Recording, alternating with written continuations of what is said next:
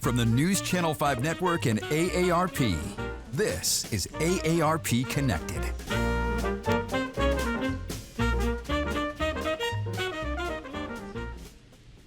It's a great day to be connected. Hi, I'm your host, Mia McNeil, and welcome to AARP Connected. I'm glad you've tuned in. We've got a great show in store for you. As you know, during each episode of AARP Connected, we explore important issues that empower you to choose how you live as you age. We're talking brain power and staying sharp on today's show. In a few minutes, we'll be joined by Sarah Locke, AARP's Senior Vice President of Policy and Brain Health, and she will share her experience and insights into brain health with some tips you won't want to miss. But before we get into that conversation, let's check out a segment we call Things You Need to Know.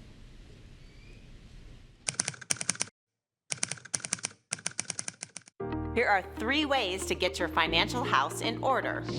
If you haven't created an In the Event of My Death folder, it's time to do so. You'll want to compile your most important documents such as bank, brokerage, and retirement accounts, and don't forget your digital assets. Make a list of account numbers, usernames, and passwords for every online account for credit companies, banks, and utilities, and store them in a safe place. Next, figure out what you owe. Because your financial obligations are not automatically forgiven once you've died, it's important to create a list of every liability you have now and update it at least once a year. Keep your estate plan up to date. Your personal representative or executor will be responsible for paying your debts, including medical bills, from your assets. For more financial tips, go to aarp.org/money. Scammers are after veterans' pensions and are using a scheme known as pension poaching. Here's what you need to know so that you can stop this scam in its tracks. They may reach out with a cold call or show up at a senior center, offering to help ex-military members apply for a VA program known as Aid and Attendance. The program is legitimate, but it's for veterans with limited earnings and assets who need nursing home or at-home care. For a hefty fee, shady financial advisors try to convince you that it's possible to get around the rules so you appear to be needy enough to qualify. But this can backfire and actually disqualify you from needed benefits if you're eligible in the future. If you or a loved one has been approached or experienced this scam, file a complaint through the VA's National Call Center at 800-827-1000. For more tips, go to aarp.org/veterans. And finally, while there may be no such thing as a perfect food, nuts and seeds come close. Since we're talking about brain health on the show today, here are 4 nuts you should try to help improve brain and heart health. Flax seeds, walnuts, pistachios, and almonds. They all help protect your brain, in part due to their mix of healthy fats and antioxidants. Researchers say raw or dry roasted nuts are the best way to go, and for folks allergic to tree nuts, they say try pumpkin seeds. Your noodle, your noggin, your melon, yep. We're talking about your brain on the show today. I don't think I need to tell you how important our brains are. And with people living longer lives than ever, it's important that we know how to take care of our brain. Today, we're joined by AARP's Sarah Locke, who oversees all of the organization's work on brain health. Sarah is AARP's Senior Vice President for Policy and Brain Health, and she has a lot to share about keeping your brain healthy and how AARP's initiatives around the brain are focused on your health. Thank you for connecting with us today. Let's jump right in. So, can you share with our viewers a little bit about AARP's work around brain health? Sure, Mia, it is great to be here. It's so fun to be on AARP Connected. I have to say that AARP has 3 major objectives when it comes to brain health. We want to help people reduce their risk for cognitive decline as they age. That's one. We want to help people who already are experiencing it. They might have dementia or they're got some issues that they're starting to notice, and the people that care for people living with dementia. So it's the care part is the second.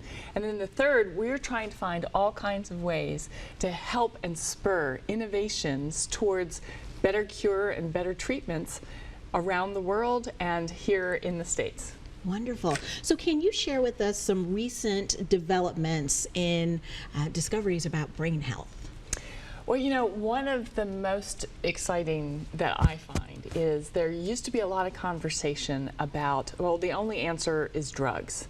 Now, there have been some drug developments over time and some new blood biomarkers and those kinds of things.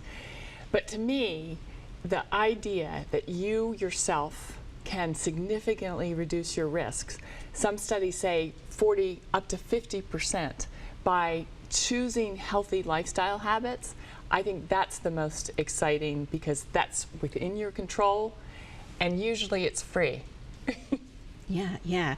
And you talked about the healthy lifestyle changes. Talk to me a little bit about why it's so important for folks to be actively involved in improving and maintaining their brain health.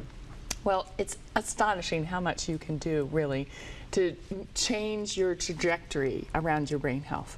And so at AARP, we've tried to take the information and boil it down into really simple, accessible ways that people can use this information.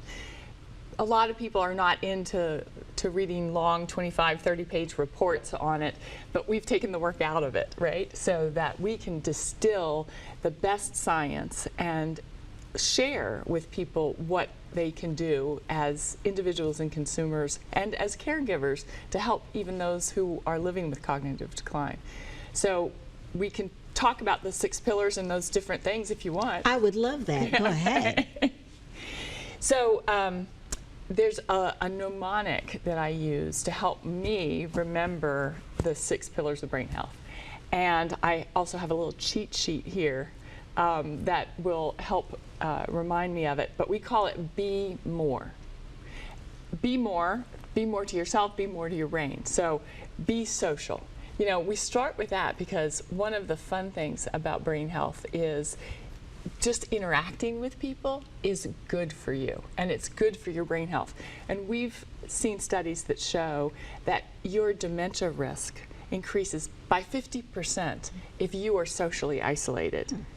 That is a tremendous thing that you can do by simply being social, maintaining your ties with your friends, your families, your neighbors. That can have a significant beneficial effect on your brain health. Mm-hmm. Now, talk to me a little bit about just the concept of brain health and why that's important.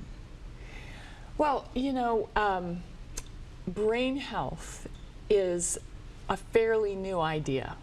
People think about their bodies and their health, and they don't realize it's all connected.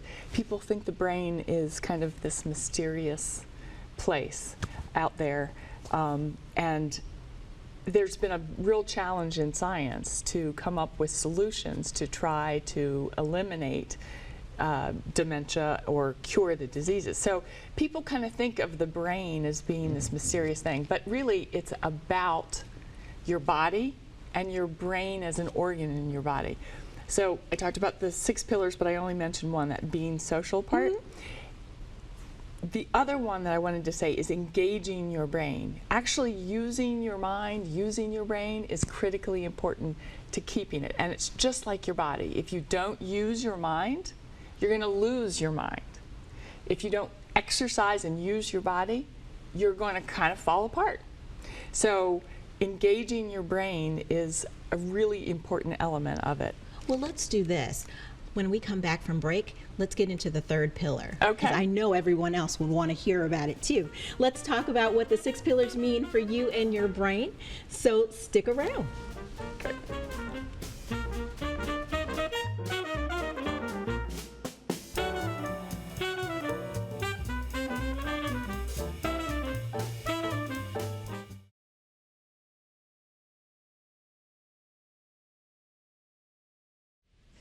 Okay, welcome back to AARP Connected. If you're just joining us, we're visiting with AARP's resident brain health expert, Sarah Locke. Okay, so before the break, you shared with us some of the pillars of brain health. We know that there are 6. Let's just refresh those right quick. You talked about being social, and we talked a little bit about engaging your brain, but I know that there are 4 more that we probably should talk about. Yes, so managing stress is important. And it's not that you eliminate stress, it's about how do you operate your life so that you can kind of manage the stresses that hit you. Ongoing exercise is a really important pillar, and that is one of the ways to help you manage stress. Exercising for your body is critically important, but exercising for your brain is just as important. Restorative sleep. I got a great night's sleep last night, and I feel so much better. It's instantaneous, the results that you get. And everybody knows that sleep can be really tremendous. But as you get older, it can be difficult to sleep through the night. And remember, it's about 7 to 8 hours. It doesn't have to be all in a row. But restorative sleep is really important. And finally, everybody's favorite, eat right. Of all of the reports that the Global Council of Brain Health has put forward, it's the facts and tips about what is in a good diet. You started talking about nuts, and that is absolutely a recommended way to get some of your critical vitamins and minerals and the protein that you need. But in general, the tips on eating right, leafy green vegetables, making sure that you don't eliminate, we don't say don't ever eat meat and don't ever eat ice cream. God, that would be terrible, wouldn't it? But it's eat things in moderation that are high fat, and eat more of the things like the vegetables and the fruits and the leafy greens and the nuts that are good for you. That's a really good tip, especially that I can still eat ice cream. That's important. So tell me what folks can do on a daily basis to keep up their focus. Well, you know, it's interesting that you talk about focus, because a lot of people worry as they get older if their memory slips. It turns out that a lot of your memory is how well have you paid attention to whatever you're trying to focus on. We're busy multitasking. So for a tip, put down your phone every once in a while, right? Think about exercising and these other healthy behaviors you can engage in that foster better brain health over time. You'll find that your memory and your focus improves when you have the ability to actually slow down and pay attention to something. Oh, goodness. Yeah, that's a really good tip, and putting down the phone is probably a good tip also. Okay, so AARP has a plethora of brain health resources available for free and on the website. Can you share what folks will find when they decide to log on? Yes, they will find caregiving resources, specific information about the numerous diseases that can challenge your brain. One of my favorites is the Staying Sharp platform. That's where AARP has provided a digital platform that is available to everybody, focused on the 6 pillars and helping them find fun and interesting ways to integrate that in their lives. You don't have to remember all of this, though. It's an easy one-stop shop. Go to aarp.org/brainhealth, and you will find links to all of AARP's resources, whether that's caregiving and brain health, or it's exercise and brain health, or it's the work that I lead. You'll find all of the programs are right there for everybody. Wonderful. So here's an interesting and probably a timely question for you. A lot of folks suffer from seasonal affect depression, or better known as SAD. So when the weather is cold and wet and gray, we know people are feeling a little sadder, actually. What tips do you have to combat the impact of SAD? Well, some people have it so significantly that it affects their lives. And so if that is the case for you, then I would absolutely consult my healthcare provider to get some tips. But for everybody else where it's not that clinically significant, but it really does affect your mood and your mode, I would suggest bundling up and going outside. Fresh air, daylight, sunlight, which is incredibly important for your good sleeping patterns and habits, can really help lift your mood. And in a climate, Nashville's got a great one, and I came down for wonderful sunshine, but I've just spent 2 or 3 weeks in the cold and gray where I live. And even bundling up, going outside, and walking has made a big difference for folks that I know, and that would be one of my biggest tips. Of course, there are the lights that you can bring into your office and other kinds of ways of tackling it, but talking to friends, exercising, and actually the 6 pillars of brain health. People are going to get me tired of hearing me say that, but each of those can really make a difference in your affect and your emotional feeling, even when the weather's gloomy and cold. That's a really, really good tip.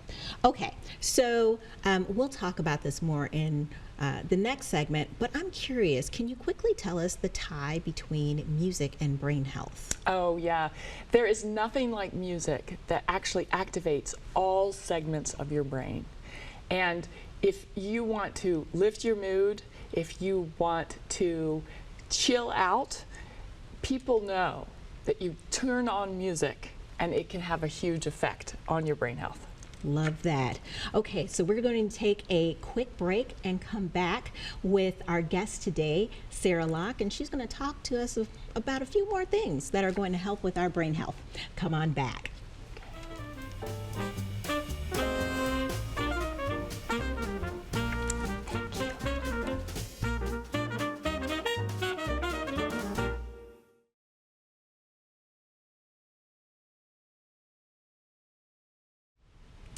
Welcome back to AARP Connected. We have a few minutes left with our guest, Sarah Locke, Senior Vice President of Policy and Brain Health at AARP.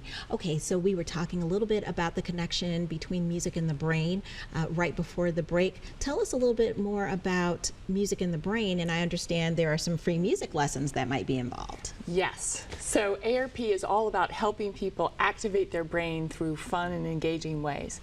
So with our Brain Health Action Collaborative, one of our partners is Encore Health. And we, for the entire semester, the spring semester, are offering free music classes through Encore. If you go to brainhealthaction.org, our action of the week this week is announcing these free music lessons to anybody who wants to sign up. You can learn, you can get voice lessons, you can learn about media and music and the theater in music. It's a really fun way to engage your brain, learn new things, and connect with other people in classes. So it's a great way to bang out 3 pillars of brain health in a way that is really good for your brain and fun. That is awesome. Okay, so let's talk a little bit about risks and threats to the brain. What are some of those risks and threats that we need to look out for? So some people may be surprised that diabetes and heart conditions can have a tremendous effect on your brain. Depression and smoking are other significant risks. So if you are smoking, stop and do not start it. If you are depressed, finding ways through the 6 pillars of brain health and managing can help.